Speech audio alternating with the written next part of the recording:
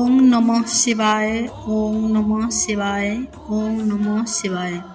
সমস্ত ব্রতের মধ্যে সর্বশ্রেষ্ঠ ব্রত হল এই মহাশিবরাত্রির ব্রত। হিন্দু সম্প্রদায়ের প্রায় সকলের নিকট একটি অত্যন্ত গুরুত্বপূর্ণ ধর্মীয় আচার অনুষ্ঠান এই মহাশিবরাত্রি।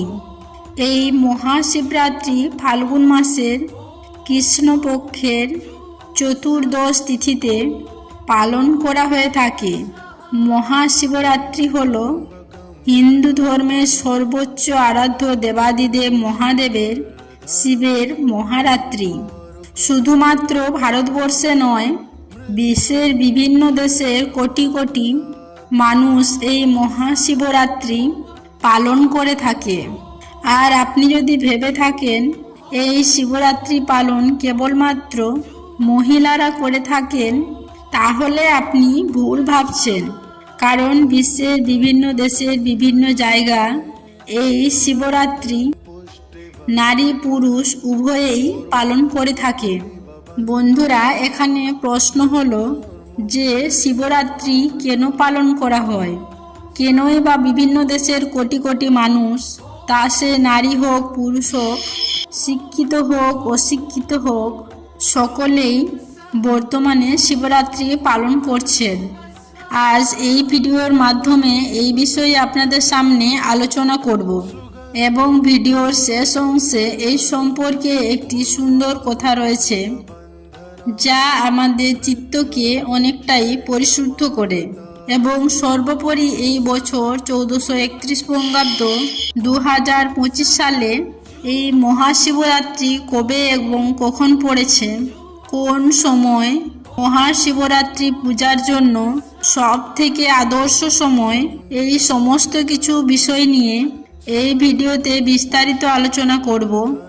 আশা করছি দর্শক বন্ধুরা এই ভিডিওটি আপনাকে সমৃদ্ধ করবে। নমস্কার দর্শক বন্ধুরা, ধর্মকথা এই চ্যানেলে জানাই আপনাদের সুস্বাগতম।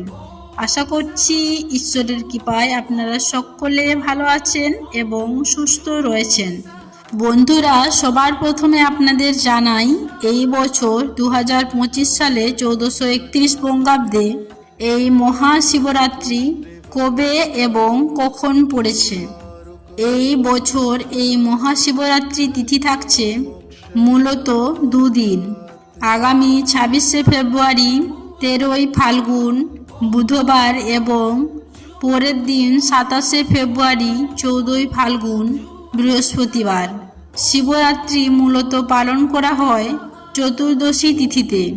আর এই চতুর্দশী তিথি শুরু হচ্ছে 26শে ফেব্রুয়ারি 13ই ফাল্গুন সকাল 9:42 থেকে, যা থাকছে পরের দিন 27শে ফেব্রুয়ারি 14ই ফাল্গুন সকাল 8:31 পর্যন্ত।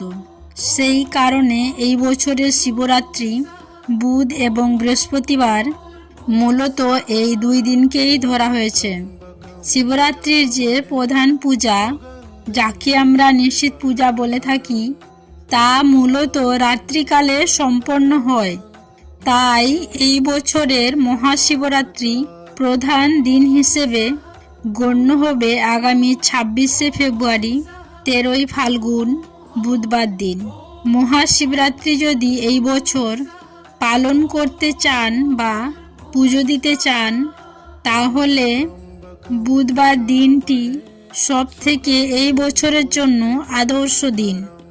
বুধবার সন্ধ্যা 6:19 থেকে বাবার প্রথম প্রহরের পূজা শুরু করা যাবে এবং মহাশিবরাত্রির যে প্রধান পূজা, যাকে নিশ্চিত পূজা বলা হয়, তা সম্পন্ন করতে হবে বুধবার রাত্রি 12:09 থেকে 12:59 পর্যন্ত। যদিও ইংরেজি ক্যালেন্ডার অনুযায়ী এই সময়ে বৃহস্পতিবার পড়ে গেছে, কারণ ইংরেজি ক্যালেন্ডার অনুযায়ী রাত্রি 12টার পর থেকে পরের দিন শুরু হয়। আর বাংলা তথা হিন্দু পঞ্চাঙ্গ অনুসারে দিন শুরু হয় সূর্য উদয়ের পর। তাই এই সময়কালটি হিন্দু পঞ্চাঙ্গ এবং বাংলা পঞ্জিকা অনুসারে বুধবার দিনের মধ্যে পড়ছে। আশা করছি দর্শক বন্ধুরা বিষয়টি বুঝতে পেরেছেন। শিবরাত্রি যদি এই বছর পালন করতে চান তাহলে বুধবার দিন সম্পন্ন করুন এবং বুধবার দিনই উপবাস রাখুন। যদি বন্ধুরা কোনো কারণে তা না পারেন তাহলে গোস্বামী মতে অবশ্য বৃহস্পতিবার দিন চতুর্দশী তিথি ছাড়ার পূর্বেও আপনি শিবরাত্রির পূজা সম্পন্ন করতে পারেন, অর্থাৎ বৃহস্পতিবার সকাল 8:31 মধ্যে শিবরাত্রি পূজা করা যাবে। বন্ধুরা বিষয়টি আপনার উপর নির্ভর করছে। তবুও বন্ধুরা শিবরাত্রির পূজা যেহেতু রাত্রিকালীন পূজা, তাই রাতের বেলা পূজা করাই সর্বোত্তম। এইবার দর্শক বন্ধুরা আপনাদের জানাবো কেন আপামর দেশবাসী এই মহাশিবরাত্রি পালন করে থাকেন এবং শুধু ভারতবর্ষ নয়, পৃথিবীর সর্বত্রই এই মহাশিবরাত্রি কেন পালন করা হয়। বন্ধুরা আপনারা যদি এই মহাশিবরাত্রি পালন করতে চান তাহলে সবার প্রথমে এই বিষয়টি আগে জানা প্রয়োজন। তা না হলে শিবরাত্রি পালনের কোনোরূপ কোনো অর্থ হয় না। বন্ধুরা মহাশিবরাত্রি হলো এমন একটি দিন যে দিনে ভারতবর্ষের 12টি জ্যোতির্লিঙ্গে পূজা হয়। এ প্রসঙ্গে বলে রাখা প্রয়োজন, জ্যোতির্লিঙ্গ বলতে বোঝায় জাগ্রত শিব মন্দির। শিব কথার অর্থ হলো কল্যাণকারী। শিবলিঙ্গ অর্থাৎ কল্যাণকারী চিহ্ন। বৈদিক মন্ত্রে শিবই হলেন জগতের ঈশ্বর। পৌরাণিক তন্ত্রে তিনি ঈশান নামে পরিচিত। তিনি জগৎ পিতা এবং জগৎপতি। দেবাদিদেব মহাদেব তিনি সর্বশক্তিমান ও জ্ঞানের সাগর, পরম সুখ ও শান্তি সাগর। তাই মহাদেবের আরাধনার দ্বারা সমস্ত পাপ থেকে মুক্তি লাভ সম্ভব। আর মহাশিবরাত্রি সেই সন্ধিক্ষণ বা মাহেন্দ্রক্ষণ যখন নিষ্ঠা ও ভক্তির দ্বারা মহাদেবের আরাধনার ফলে মোক্ষ লাভ সম্ভব। মনের ভেতরে সমস্ত অন্ধকার এবং অজ্ঞতা দূর করার জন্য এই মহাশিবরাত্রির ব্রত পালন করা হয়। কিন্তু বন্ধুরা সব থেকে বড় প্রশ্ন হলো, এই দিন এতটা গুরুত্বপূর্ণ কেন? এর পেছনে যে কারণ রয়েছে, হিন্দু পুরাণ তথা শিব পুরাণ অনুসারে এই রাত্রেই মহাদেব বা শিব তিনি সৃষ্টি, স্থিতি ও প্রলয়ের মহা তাণ্ডব নৃত্য করেছিলেন। আর মহাদেবের এই নৃত্যে ভয়ঙ্কর প্রলয় সৃষ্টি হয়েছিল। মহাদেবের এই প্রলয় নৃত্য বন্ধ করার উদ্দেশ্যেই, মহাদেবকে তুষ্ট করতেই এই মহাশিবরাত্রি পালন করা হয়ে থাকে। আবার এই রাত্রেই শিব এবং পার্বতীর বিবাহ সম্পন্ন হয়েছিল। সুতরাং এর নিগূঢ় অর্থ হল শিব ও শক্তি তথা পুরুষ এবং আদিশক্তি বা পরাপ্রকৃতির মিলন ঘটেছিল এই মহাশিবরাত্রির সন্ধিক্ষণে। এবং সব থেকে যেটা বেশি গুরুত্বপূর্ণ তা হলো আমরা দেবাদিদেব মহাদেবকে লিঙ্গ হিসেবে পূজা করি, অর্থাৎ শিবলিঙ্গ হিসেবে আমরা যে পূজা করি, এই মহাশিবরাত্রিতেই শিব তার প্রতি শিবলিঙ্গ রূপে প্রকাশিত হয়েছিলেন এবং এই শিবলিঙ্গ রূপে প্রকাশিত হয়ে সমস্ত জীবের পাপ নাশ ও মুক্তির পথ দেখিয়েছিলেন তিনি। অর্থাৎ এই মহাশিবরাত্রির সন্ধিক্ষণে একদিকে যেমন প্রলয় সৃষ্টি করে পূর্বের সমস্ত কিছু ধ্বংস করেছিলেন তিনি, তেমনি আবার নতুন করে জীবনের সৃষ্টিও করেছিলেন তিনি। যে কারণে এই দিনটি অত্যন্ত গুরুত্বপূর্ণ আমাদের সামনে। শাস্ত্রে বারবার বর্ণিত রয়েছে, তাই এই দিনটি অত্যন্ত একটি পবিত্র দিন। আর এই দিনে যদি ব্রত রাখা যায়, অর্থাৎ নিষ্ঠা ও ভক্তি সহকারে যদি এই দিনটি পালন করা সম্ভব হয়, তাহলে সেক্ষেত্রে আমাদের ভেতরের রজগুণ এবং তমগুণকে নিয়ন্ত্রণে রাখা সম্ভব হয়। এই প্রসঙ্গে বলি যে প্রত্যেকটি মানুষের মধ্যেই 3 ধরনের গুণ রয়েছে: সত্ত্বগুণ, রজগুণ এবং তমগুণ। এই 3 ধরনের গুণের মধ্যে শ্রেষ্ঠ গুণ হল সত্ত্বগুণ। রজগুণ এবং তমগুণ এটি মানুষকে আধ্যাত্মিক পথ থেকে অনেকটাই দূরে সরিয়ে নেয়। এই মহাশিবরাত্রি পালনের মধ্য দিয়েই এই রজগুণ এবং তমগুণকে নিয়ন্ত্রণ করা সম্ভবপর হয়। যখন একজন পুণ্যার্থী সারাদিন ভগবান শিবের চরণ তলে বসে তার নাম গান করে কাটান, তখন তার মন থেকে সমস্ত রাগ, হিংসা, বিদ্বেষ, পাপ মুছে গিয়ে মন সুন্দর নির্মল হয়ে ওঠে। আর যখন সারা রাত শিবের পূজা অর্চনা করেন, তখন তমগুণের সমস্ত খারাপ প্রভাবকে জয় করতে সক্ষম হন তিনি।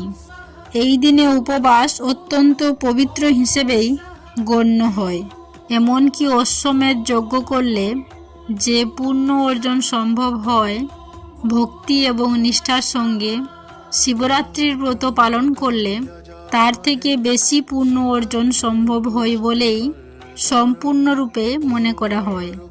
আর এই বিষয়ে একটি সুন্দর কাহিনীও রয়েছে, যা শিব পুরাণে উল্লেখ করা রয়েছে। ত্রেতা যুগে কোনো এক নগরে ভিল্ল বলে এক বেদ বাস করতেন। স্বভাবে সে ছিল অত্যন্ত নিষ্ঠুর এবং ধৈর্যপরায়ণ। তার কাজ ছিল বনের হরিণ হত্যা করে তার মাংস বিক্রি করা। কখনো কখনো সে অকারণে হরিণ বধ করত এবং তার ফলে জীবনে সে প্রচুর পরিমাণে পাপ জমা করেছিল। এই রকমই একদিন শিকারে বেরিয়ে তার খুব দেরি হয়ে যাওয়ার ফলে সে জঙ্গলে পথ হারিয়ে রাতে বনের ভয়ঙ্কর জন্তুর ভয়ে এক গাছের উপর আশ্রয় নেয়। কোনো শিকার না পেয়ে সে হতাশ হয়ে গাছ থেকে একটা পাতা ছিঁড়ে নিচে ফেলতে থাকে। সেই গাছটি ছিল বেল গাছ, আর সেই বেল গাছের নিচে একটি শিবলিঙ্গ ছিল এবং সেদিন ছিল শিব চতুর্দশী তথা মহাশিবরাত্রি। তার উপর বেদও ছিল উপবাসে, অর্থাৎ সারাদিন তার কিছুই খাওয়া হয়েছিল না। বেদের ফেলা বেলপাতাগুলো শিবলিঙ্গের মাথায় পড়ে এবং এর সাথে তার খাবারের জল থেকেও কিছুটা জল শিবলিঙ্গের মাথায় পড়ে যায়। আশুতোষ মহাদেব সেই জল এবং বেলপাতাকে বেদের পুজো বলে গ্রহণ করে অত্যন্ত খুশি হন। মহাদেব খুশি হওয়ার ফলে বেদের জন্মকৃত পাপ অনেকাংশেই দূরীভূত হয়ে যায়। আর এরপর বেদ যখন বাড়ি ফিরে আসে, তখন নিজের খাবার সে এক অতিথিকে দিয়ে দেয়।